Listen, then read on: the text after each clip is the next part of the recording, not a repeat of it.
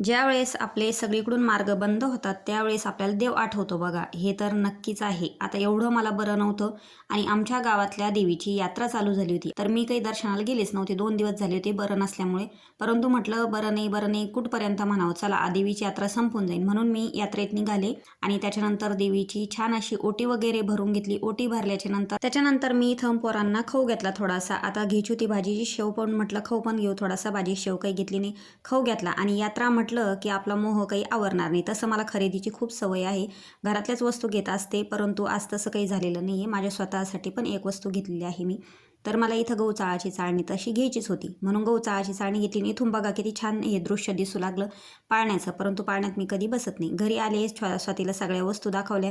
स्वाती आणि भैया पण स्वतः म्हणजे असे एवढे आश्चर्यचकित झाले का स्वतःसाठी पहिल्या वेळेस काहीतरी वस्तू आणली. आणि ती म्हणजे काय, तर ही पर्स मला आवडली आणि माझी पहिली पर्स खराब झालेली होती थोडीशी.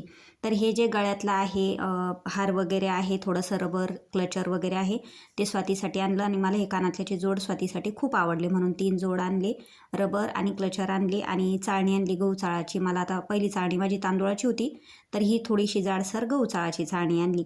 आणि माझ्या स्वतःसाठी ही पर्स का बरं आणली, तर पहिली खराब झाली होती आणि स्वाती म्हणे थोडीशी फॅन्सी आणायची, ही का बरं आणली, तर म्हटलं मला आवडली. कापड पण चांगला आहे आणि विशेष म्हणजे याला कप्पे जास्तीचे आहे. आपले डॉक्युमेंट्स, आधार कार्ड, पॅन कार्ड हे सगळं काही बसून आपला मोबाईल, पैसे वगैरे व्यवस्थित बसू शकतात, म्हणून हीच पर्स आवडली मला. त्याच्यानंतर संध्याकाळ झाली. स्वाती म्हणे मला तुझ्या हातची काहीतरी काळ्या मसाल्यातली भाजी खायची आहे, म्हणून मी इथं साधी सिंपल आपले उन्हाळ्यात वडे जे तोडतो ना, त्या वड्याची भाजी करण्याचं ठरवलं. साधा सिंपल मसाला तयार केला, फ्राय केला, छानपैकी भाजी तयार करून घेतली.